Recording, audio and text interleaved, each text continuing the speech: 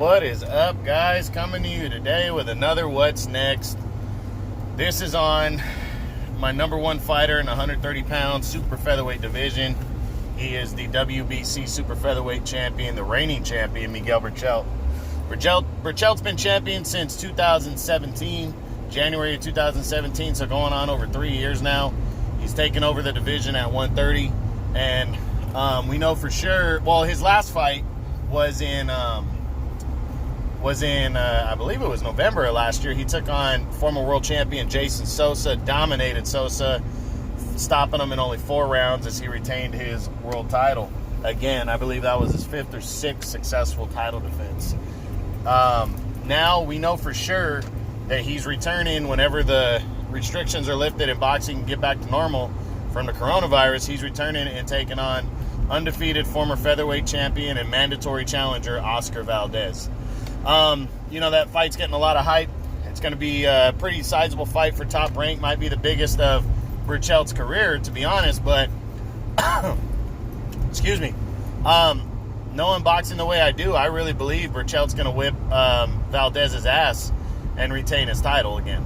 So we're going to look at what Berchelt is going to do next after he, beats Oscar Valdez, which I think he will, and I honestly don't think it's going to be that great of that two-way of a fight. I really don't. I think I think it might be a lot of action early, and then I think he's going to take over and dominate. He's a big super featherweight, and he's been there before, and he's ready and prime for this fight, and I think he's going to dominate Valdez and retain his title. So let's look at what's next after Oscar Valdez for Miguel Berchelt.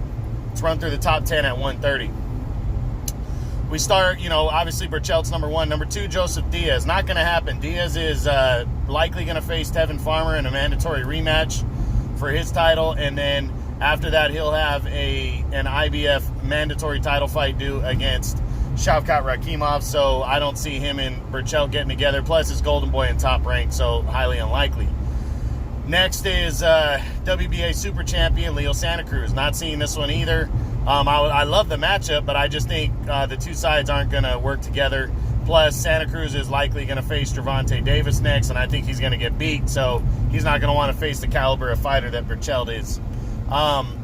At number 4 is Oscar Valdez. They're fighting. Is a chance of them fighting again? Well, it depends on how the first fight goes. If the first fight is close and it's a war, and Berchelt gets out of there with the victory, I think the two sides could get together and fight again for sure.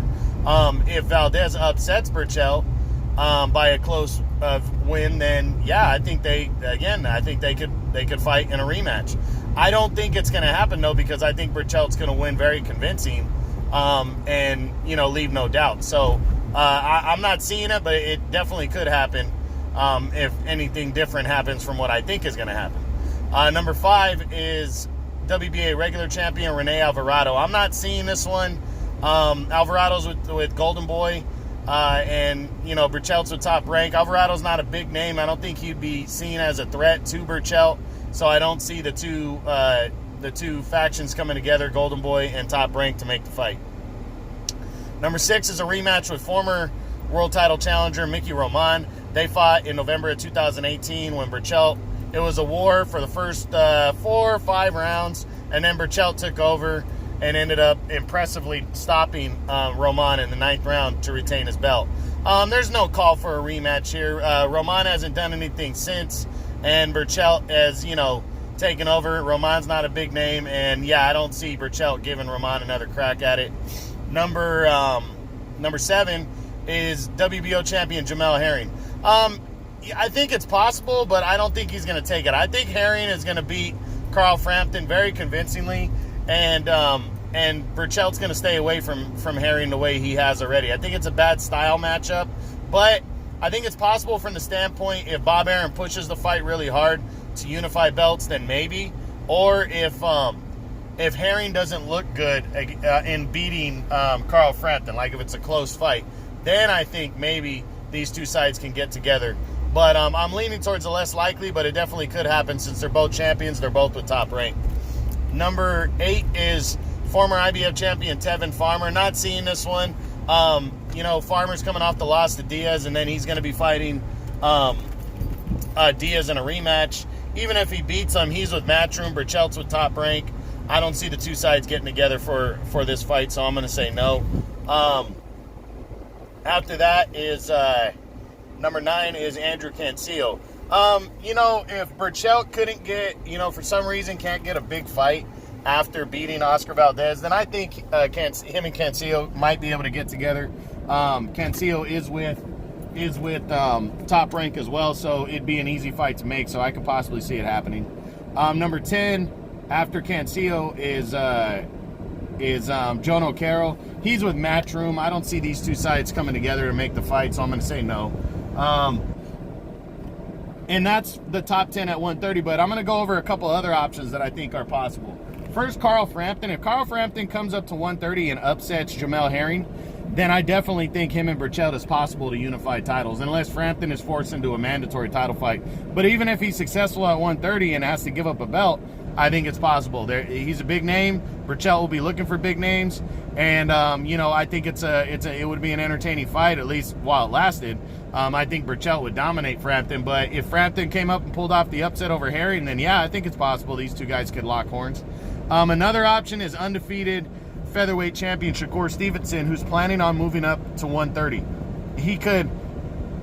I think it's very possible he can get a line for Berchelt, and I think it's a good matchup, so I think that's an option. And then another option I want to throw out there is Vasily Lomachenko.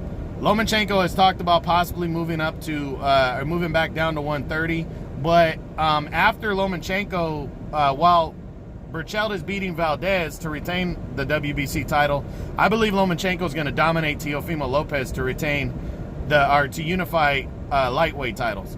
He is not interested in making mandatories after that. He may have a WBO mandatory due. I haven't heard anything about that. I think they still need to find an eliminator, so he probably won't have that due right away.